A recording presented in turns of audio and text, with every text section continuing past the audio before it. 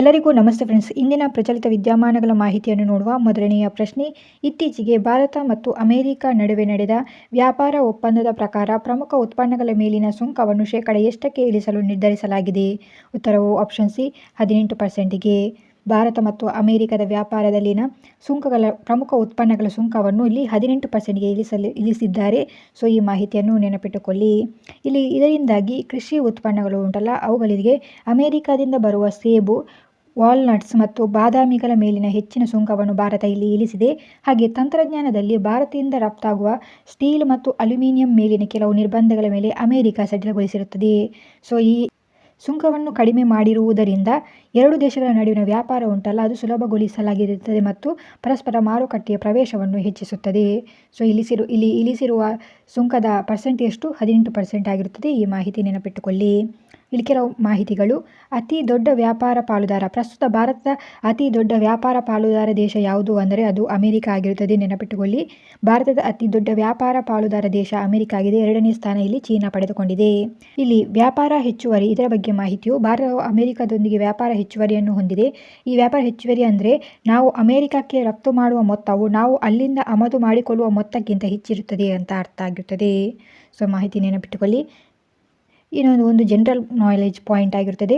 ಅಮೆರಿಕವು ಅಭಿವೃದ್ಧಿಶೀಲ ದೇಶಗಳಿಗೆ ನೀಡುವ ತೆರಿಗೆ ರಫ್ತಿನ ಸೌಲಭ್ಯವನ್ನು GSP ಅಂತ ಕರೆಯಲಾಗುತ್ತದೆ.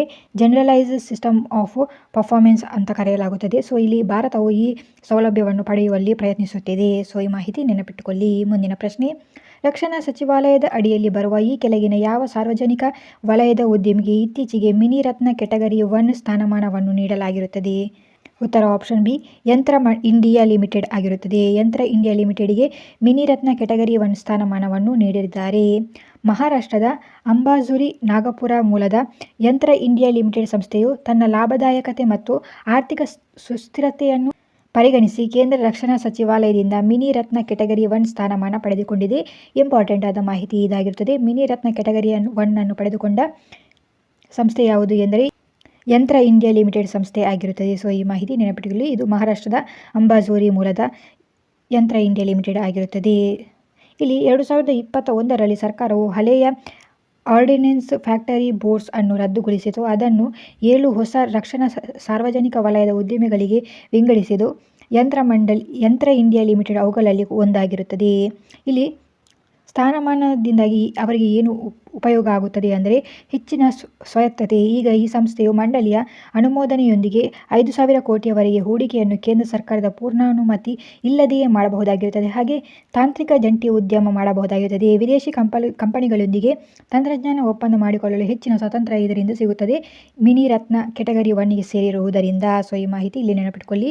ಇಲ್ಲಿ ಈ ಯಂತ್ರ ಇಂಡಿಯಾ ಲಿಮಿಟೆಡ್ ಮುಖ್ಯವಾಗಿ ರಕ್ಷಣಾ ಪಡೆಗಳಿಗೆ ಬೇಕಾಗುವ ಬಿಡಿ ಭಾಗಗಳು, ಫೋರ್ಜಿಂಗ್ ಮತ್ತು ಕ್ಯಾಸ್ಟಿಂಗ್ ಉತ್ಪನ್ನಗಳನ್ನು ಇಲ್ಲಿ ತಯಾರಿಸುತ್ತದೆ. ಈ ಮಾಹಿತಿ ಗಮನಿಸಿ. ಕೆಲವು ಇಂಪಾರ್ಟೆಂಟ್ ಆದ ಮಾಹಿತಿಗಳು. CPSE ವರ್ಗೀಕರಣ. ಇದು ಭಾರತದಲ್ಲಿ ಸಾರ್ವಜನಿಕ ವಲಯದ ಕಂಪನಿಗಳನ್ನು ಅವುಗಳ ಗಾತ್ರ ಮತ್ತು ಲಾಭದ ಆಧಾರದ ಮೇಲೆ 3 ವಿಭಾಗಗಳಲ್ಲಿ ವಿಂಗಡಿಸುತ್ತಾರೆ. ಮಹಾರತ್ನ, ನವರತ್ನ ಮತ್ತು ಮಿನಿ ರತ್ನ ಅಂತ. ಮಹಾರತ್ನ ಅಂದರೆ ಅತಿ ದೊಡ್ಡ ಕಂಪನಿಗಳಿಗೆ ಸಿಗುತ್ತದೆ. ನವರತ್ನ ಅಂದರೆ ಮಧ್ಯಮ ಗಾತ್ರದ ದೊಡ್ಡ ಕಂಪನಿಗಳಿಗೆ ಸಿಗುತ್ತದೆ. ಮಿನಿ ರತ್ನ ಸ್ಟ್ಯಾಂಡರ್ಡ್ ಅನ್ನು ಸಣ್ಣದಾದರೂ ಸತತ ಲಾಭ ಮಾಡುತ್ತಿರುವ ಕಂಪನಿಗಳಿಗೆ ಈ ಸ್ಥಾನಮಾನವನ್ನು ನೀಡುತ್ತಾರೆ. ಇಲ್ಲಿ ಮಿನಿರತ್ನ ಕೆಟಗರಿಗೆ ಅರ್ಹರಾಗಲಿಕ್ಕೆ ಕಳೆದ 3 ವರ್ಷಗಳಿಂದ ಅಂದರೆ ಹಿಂದಿನ 3 ವರ್ಷಗಳಿಂದ ಸತತವಾಗಿ ಲಾಭ ಮಾಡಿರಬೇಕಾಗಿರುತ್ತದೆ ಮತ್ತು ಕನಿಷ್ಠ 1 ವರ್ಷದಲ್ಲಿ 30 ಕೋಟಿ ಅಥವಾ ಅದಕ್ಕಿಂತ ಹೆಚ್ಚು ಲಾಭ ಗಳಿಸಿರಬೇಕಾಗಿರುತ್ತದೆ. ಸೊ ಇಲ್ಲಿ ಈ ಮಾಹಿತಿ ಗಮನಿಸಿ. ಮುಂದಿನ ಪ್ರಶ್ನೆಯು ಹವಾಮಾನ ಬದಲಾವಣೆ ಮತ್ತು ವಾಯು ಮಾಲಿನ್ಯದ ಕುರಿತಾದ ಸಂಶೋಧನೆಗಾಗಿ 2026ರ ಪ್ರತಿಷ್ಠಿತ ಕ್ರಾಫೋರ್ಡ್ ಪ್ರಶಸ್ತಿ ಭಾಜನರಾದ ಭಾರತೀಯ ಮೂಲದ ಹವಾಮಾನ ವಿಜ್ಞಾನಿ ಯಾರು? ಉತ್ತರವು ಆಪ್ಷನ್ ಬಿ ವೀರಭದ್ರನ್ ರಾಮನಾಥನ್ ಆಗಿರುತ್ತಾರೆ. ಸೊ ಇಲ್ಲಿ ಮಾಹಿತಿ ನೆನಪಿಟ್ಟುಕೊಳ್ಳಿ. Royal Swedish Academy of Science 2026ರ ಸಾಲಿನ ಕ್ರಾಫೋರ್ಡ್ ಪ್ರಶಸ್ತಿಯನ್ನು ಪ್ರೊಫೆಸರ್ ವೀರಭದ್ರನ್ ರಾಮನಾಥನ್ ಅವರಿಗೆ ಘೋಷಿಸಿರುತ್ತದೆ. ನೆನಪಿಟ್ಟುಕೊಳ್ಳಿ. ಕ್ರಾಫೋರ್ಡ್ ಪ್ರಶಸ್ತಿ ಪ್ರೊಫೆಸರ್ ವೀರಭದ್ರ ರಾಮನಾಥನ್ ಅವರಿಗೆ ನೀಡಿದ್ದಾರೆ. 2026ರ ಸಾಲಿದ್ದು. ಇದನ್ನು ಯಾರು ಬಿಡುಗಡೆ ಮಾಡುತ್ತಾರೆ ಅಂದರೆ royal Swedish Academy of science ಅವರು. ಸೊ ಈ ಮಾಹಿತಿ ಗಮನಿಸಿ. ಇವರಿಗೆ ಈ ಅವಾರ್ಡನ್ನು ಯಾಕೆ ನೀಡಲಾಯಿತು ಅಂದರೆ ಇವರು ಮೇನಾಗಿ ಕಾರ್ಬನ್ ಡೈಆಕ್ಸೈಡ್ ಬಗ್ಗೆ ಅಧ್ಯಯನ ಮಾಡಿದ್ದಾರೆ ಮತ್ತು ಇದು ಅಲ್ಲದೆ ಅಲ್ಪಾವಧಿಯ ಹವಾಮಾನ ಮಾಲಿನ್ಯಕರಣಗಳು ಅಂದರೆ ಮಿಥೇನ್, ಓಝೋನ್ ಮತ್ತು ಮುಖ್ಯವಾಗಿ ಬ್ಲಾಕ್ ಕಾರ್ಬನ್ ಅಥವಾ ಮಸಿ ಹೇಗೆ ಜಾಗತಿಕ ತಾಪಮಾನ ಏರಿಕೆ ಕಾರಣವಾಗುತ್ತದೆ ಎನ್ನುವುದರ ಬಗ್ಗೆ ಜಗತ್ತಿಗೆ ತೋರಿಸಿಕೊಟ್ಟವರು ಇವರಾಗಿರುತ್ತಾರೆ. ಇವರು ಅಧ್ಯಯನ ಮಾಡಿದರಲ್ಲಿ ಇನ್ನೊಂದು ವಿಶೇಷತೆ ಭಾರತದಲ್ಲಿ ಅಡುಗೆಗೆ ಬಳಸುವ ಸೌದೆಯಿಂದ ಹೊರಬರುವ ಹೊಗೆಯ ಕುರಿತು ಪ್ರಾಜೆಕ್ಟ್ ಸೂರ್ಯ ಎಂಬ ಮಹತ್ವದ ಅಧ್ಯಯನವನ್ನು ಕೂಡ ಇವರು ಇಲ್ಲಿ ನಡೆಸಿದ್ದಾರೆ. ಸೊ ಈ ಮಾಹಿತಿ ನೆನಪಿಟ್ಕೊಳ್ಳಿ. ಕ್ರಾಫ್ರೋಡ್ ಪ್ರಶಸ್ತಿ, ಇದರ ಬಗ್ಗೆ ಮಾಹಿತಿ. ಇದನ್ನು 1982ರಲ್ಲಿ ಹೋಲ್ಗರ್ ಕ್ರಾಫ್ರೋಡ್ ಅವರು ಸ್ಥಾಪಿಸಿದ್ದಾರೆ.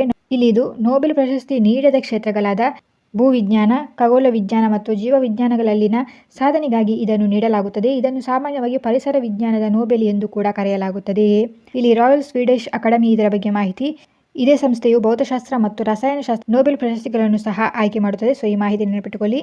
ಬ್ಲಾಕ್ ಕಾರ್ಬನ್ ಅಂದರೆ ಏನು ಅಂದರೆ ಇದು ಸೂರ್ಯನ ಶಾಖಗಳನ್ನು ಹೀರಿಕೊಳ್ಳುವ ಮೂಲಕ ಹಿಮಪರ್ವತಗಳು ವೇಗವಾಗಿ ಕರಗಲು ಕಾರಣವಾಗುತ್ತದೆ. ಸೊ ಈ ಮಾಹಿತಿ ಗಮನಿಸಿ.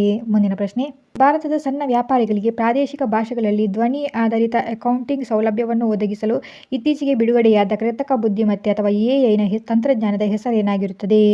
ಉತ್ತರವು ಆಪ್ಷನ್ ಬಿ, ಪಿಲ್ಲೋ ಎಐ ಆಗಿರುತ್ತದೆ. ಭಾರತೀಯ ಸ್ಟಾರ್ಟ್ಅಪ್ ಒಂದು ಪಿಲ್ಲೋ ಎಐ ಎಂಬ ಕ್ರಾಂತಿಕಾರಿ ವೇದಿಕೆಯನ್ನು ಬಿಡುಗಡೆ ಮಾಡಿರುತ್ತದೆ. ಇದರಲ್ಲಿ ಸಣ್ಣ ಮತ್ತು ಮಧ್ಯಮ ಗಾತ್ರದ ಉದ್ದಿಮೆದಾರರಿಗೆ ಕೇವಲ ಧ್ವನಿ ಸಂದೇಶದ ಮೂಲಕ ತಮ್ಮ ವ್ಯಾಪಾರ ವಹಿವಾಟಿನ ಲೆಕ್ಕಪತ್ರಗಳನ್ನು ಅಥವಾ ಇನ್ವಾಯ್ಸ್ ಅನ್ನು ನಿರ್ವಹಿಸಲು ಸಹಾಯ ಮಾಡುತ್ತದೆ. ಇದರ ವಿಶೇಷತೆ ಏನಾಗಿರುತ್ತದೆ ಅಂದರೆ ಈ ಪಿಲ್ಲೋ ಎಐ ಇದು ಪ್ರಾದೇಶಿಕ ಭಾಷೆಗಳನ್ನು ಒಳಗೊಂಡಿದೆ. ಇದು ಕನ್ನಡ ಸೇರಿದಂತೆ ಭಾರತದ ಪ್ರಮುಖ ಸ್ಥಳೀಯ ಭಾಷೆಗಳನ್ನು ಬೆಂಬಲಿಸುತ್ತದೆ. ಹಾಗೆಯೇ ಇದರ ಸರಳತೆ, ಅಕೌಂಟಿಂಗ್ ಜ್ಞಾನವಿಲ್ಲದ ಸಾಮಾನ್ಯ ವ್ಯಾಪಾರಿಗಳು ಕೂಡ ಇದರಿಂದ ಇನ್ವಾಯ್ಸ್ ಅನ್ನು ರೆಡಿ ಮಾಡಬಹುದಾಗಿರುತ್ತದೆ. ಇದರಲ್ಲಿ ಇದು ಧ್ವನಿಯನ್ನು ಅರ್ಥ ಮಾಡಿಕೊಂಡು ಸ್ವಯಂಚಾಲಿತವಾಗಿ ಇನ್ವಾಯ್ಸ್ ಸಿದ್ಧಪಡಿಸುತ್ತದೆ ಮತ್ತು ಖರ್ಚು ವೆಚ್ಚಗಳ ವರದಿಯನ್ನು ನೀಡುತ್ತದೆ. ಸೊ ಇದು ಒಂದು ಇಂಪಾರ್ಟೆಂಟ್ ಆದ ಮಾಹಿತಿ ಆಗುತ್ತದೆ. ಪಿಲ್ಲೋ ಎಐ ಇದು ಭಾರತೀಯ ಸ್ಟಾರ್ಟ್ಅಪ್ ಆಗಿದ್ದು ಧ್ವನಿ ಸಂದೇಶದ ಮೂಲಕ ವ್ಯಾಪಾರ ವಹಿವಾಟುಗಳ ಲೆಕ್ಕಪತ್ರ ಅಥವಾ ಇನ್ವಾಯ್ಸ್ ಅನ್ನು ರೆಡಿ ಮಾಡುವ ಒಂದು ಸಾಫ್ಟ್ವೇರ್ ಆಗಿದೆ, ನೆನಪಿಟ್ಟುಕೊಳ್ಳಿ. ಮುಂದಿನ ಪ್ರಶ್ನೆ, ಭಾರತದ ಯಾವ ಸುಂದರ ಕಣಿವೆಯನ್ನು ಕಾಶ್ಮೀರದ ಚಿನ್ನದ ಕಿರೀಟ ಎಂದು ಕರೆಯಲಾಗುತ್ತದೆ? ಉತ್ತರವು ಆಪ್ಷನ್ ಸಿ, ಸೋನಾಮಾರ್ಗ್ ಇದನ್ನು. ಸೊ ಇದರ ಬಗ್ಗೆ ಮಾಹಿತಿಯು, ಸೋನಾಮಾರ್ಗ್ ಎಂದರೆ ಸಂಸ್ಕೃತ ಮತ್ತು ಉರ್ದು ಭಾಷೆಯಲ್ಲಿ ಚಿನ್ನದ ಹುಲ್ಲುಗಾವಲು ಎಂದರ್ಥ. ಶರತ್ಕಾಲದಲ್ಲಿ ಇಲ್ಲಿನ ಪರ್ವತ ಶ್ರೇಣಿಗಳ ಮೇಲೆ ಸೂರ್ಯನ ಕಿರಣಗಳು ಬಿದ್ದಾಗ ಅವು ಚಿನ್ನದಂತೆ ಹೊಳೆಯುವುದರಿಂದ ಈ ಹೆಸರನ್ನು ಇಲ್ಲಿ ಇಡಲಾಗಿದೆ, ಸೋನಾಮಾರ್ಗ್ ಎಂದು. ಸೊ ಈ ಮಾಹಿತಿ ನೆನಪಿಟ್ಟುಕೊಳ್ಳಿ. ಭೌಗೋಳಿಕದ ಪ್ರಾಮುಖ್ಯತೆ, ಇದು ಜಮ್ಮು ಮತ್ತು ಕಾಶ್ಮೀರದ ಗಂದರ್ಬಲ್ ಜಿಲ್ಲೆಯಲ್ಲಿದೆ. ಇದು ಪ್ರಸಿದ್ಧ ಸಿಂಧ್ ನದಿಯ ದಡದಲ್ಲಿರುತ್ತದೆ. ಸೊ ಈ ಮಾಹಿತಿ ನೆನಪಿಟ್ಟುಕೊಳ್ಳಿ. ಮುಂದಿನ ಪ್ರಶ್ನೆ, ಭಾರತದಲ್ಲಿ ವಲಸೆ ದತ್ತಾಂಶವನ್ನು ನವೀಕರಿಸಲು ಮತ್ತು ವಲಸಿಗರ ಸಾಮಾಜಿಕ ಆರ್ಥಿಕ ಸ್ಥಿತಿಗತಿಗಳನ್ನು ತಿಳಿಯಲು ಇತ್ತೀಚೆಗೆ ದೇಶವ್ಯಾಪಿ ಸಮೀಕ್ಷೆಯನ್ನು ಘೋಷಿಸಿದ ಸಂಸ್ಥೆ ಯಾವುದು? ಉತ್ತರವು ಆಪ್ಷನ್ ಸಿ, ರಾಷ್ಟ್ರೀಯ ಸಾಂಖ್ಯಿಕ ಕಾರ್ಯಾಲಯ.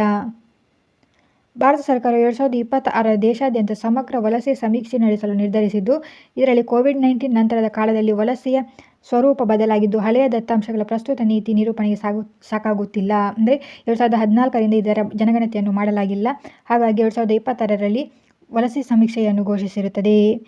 ಇದರ ಉದ್ದೇಶ ಏನಾಗಿರುತ್ತದೆ ಅಂದರೆ ಜನರು ಗ್ರಾಮೀಣ ಭಾಗಗಳಿಂದ ನಗರಗಳಿಗೆ ವಲಸೆ ಹೋಗುವ ಪ್ರಮುಖ ಕಾರಣವನ್ನು ಪತ್ತೆ ಹಚ್ಚಬಹುದಾಗಿರುತ್ತದೆ. ಹಾಗೆಯೇ ಸಾಂಕ್ರಾಮಿಕ ರೋಗದ ನಂತರ ರಿವರ್ಸ್ ಮೈಗ್ರೇಷನ್ ಎಷ್ಟಾಗಿದೆ ಎಂದು ತಿಳಿದುಕೊಳ್ಳಬಹುದಾಗಿರುತ್ತದೆ. ಇಲ್ಲಿ ಒಂದು ಮೇನ್ ಆದ ಇಂಪಾರ್ಟೆಂಟ್ ಆದ ಮಾಹಿತಿಯನ್ನು ನೆನಪಿಟ್ಟುಕೊಳ್ಳಿ. ಇದು ಜಿಕೆ ಪಾಯಿಂಟ್ಸ್ಗಳಲ್ಲಿ ಹೆಚ್ಚಾಗಿ ಕೇಳುತ್ತದೆ. ಭಾರತೀಯ ಸಂವಿಧಾನದ ವಿಧಿ 19(1) ಈ ಪ್ರಕಾರ ಭಾರತದ ಯಾವುದೇ ಭಾಗಗಳಲ್ಲಿ ವಾಸಿಸುವ ಮತ್ತು ನೆಲೆಸುವ ಹಕ್ಕನ್ನು ನಾಗರಿಕರು ಹೊಂದಿರುತ್ತಾರೆ. ಈ ಮಾಹಿತಿ ನೆನಪಿಟ್ಟುಕೊಳ್ಳಿ. ಭಾರತದ ಯಾವ ಸಂವಿಧಾನದ ಅಡಿಯಲ್ಲಿ? 19(1)(e) ಇದರ ಅಡಿಯಲ್ಲಿ. ಸೊ ಈ ಮಾಹಿತಿ ನೆನಪಿಟ್ಟುಕೊಳ್ಳಿ. ಮುಂದಿನ ಪ್ರಶ್ನೆ, ಇತ್ತೀಚೆಗೆ ಪಶ್ಚಿಮ ಗೋಳಾರ್ಧದ ಅತ್ಯಂತ ಎತ್ತರದ ಶಿಖರವಾದ ಮೌಂಟ್ ಅಕೋನ್ಕಾಗುವಾ ಅನ್ನು ಏರಿದ ಅರುಣಾಚಲ ಪ್ರದೇಶದ ಮೊದಲ ಮಹಿಳೆ ಯಾರು? ಉತ್ತರವು ಆಪ್ಷನ್ ಸಿ, ಕಬಕ್ ಯಾನೋ ಆಗಿರುತ್ತಾರೆ. ಅರುಣಾಚಲ ಪ್ರದೇಶದ ಕಬಕ್ ಯಾನೋ ಅವರು ದಕ್ಷಿಣ ಅಮೆರಿಕದಲ್ಲಿರುವ ಏಷ್ಯಾದ ಹೊರಗಿನ ಅತ್ಯಂತ ಎತ್ತರದ ಶಿಖರವಾದ ಮೌಂಟ್ ಅಕೋನ್ಕಾಗುವಾ ಅದನ್ನು ಯಶಸ್ವಿಯಾಗಿ ಏರಿರುತ್ತಾರೆ. ಈ ಶಿಖರದ ಎತ್ತರ 6,961 ಮೀಟರ್ ಆಗಿರುತ್ತದೆ. ಇವರು ಈ ಹಿಂದೆ ವಿಶ್ವದ ಅತ್ಯಂತ ಎತ್ತರದ ಶಿಖರವಾದ ಮೌಂಟ್ ಎವರೆಸ್ಟ್ ಅನ್ನು ಕೂಡ ಏರಿದ್ದರು. ಸೊ ಈ ಮಾಹಿತಿಯಲ್ಲಿ ನೆನಪಿಟ್ಟುಕೊಳ್ಳಿ. ಪ್ರಮುಖ ಅಂಶಗಳು, ಮೌಂಟ್ ಅಕೋನ್ಕಾಗುವಾ ಇದು ಅರ್ಜೆಂಟೀನಾ ದೇಶದಲ್ಲಿದೆ ಮತ್ತು ಇದು ಆಂಡೀಸ್ ಪರ್ವತ ಶ್ರೇಣಿಯ ಭಾಗವಾಗಿರುತ್ತದೆ. ಇಲ್ಲಿ ಇದೊಂದು ಮಾಹಿತಿ ನೆನಪಿಟ್ಟುಕೊಳ್ಳಿ, ಜಿಕೆ ಪಾಯಿಂಟ್ ಆಗಿರುತ್ತದೆ. ಮೌಂಟ್ ಎವರೆಸ್ಟ್ ಏರಿದ ಮೊದಲ ಭಾರತೀಯ ಮಹಿಳೆ ಬಚೇಂದ್ರಿ ಪಾಲ್ ಆಗಿರುತ್ತಾರೆ. ಹಾಗೂ ಕರ್ನಾಟಕದ ಉಜ್ವಲ ಸಾಧಕರಾದ ಅರ್ಪಣಾ ಕುಮಾರ್ ಅವರು IPS ಅಧಿಕಾರಿಯಾಗಿರುತ್ತಾರೆ. ಇವರು 7 ಖಂಡಗಳ ಎತ್ತರದ ಶಿಖರಗಳನ್ನು ಏರಿದ ಮೊದಲ ಮಹಿಳಾ ಅಧಿಕಾರಿಯಾಗಿರುತ್ತಾರೆ. ಈ ಮಾಹಿತಿಯನ್ನು ನೆನಪಿಟ್ಟುಕೊಳ್ಳಿ. ಮುಂದಿನ ಪ್ರಶ್ನೆ, ಭಾರತೀಯ ವಿಮಾನ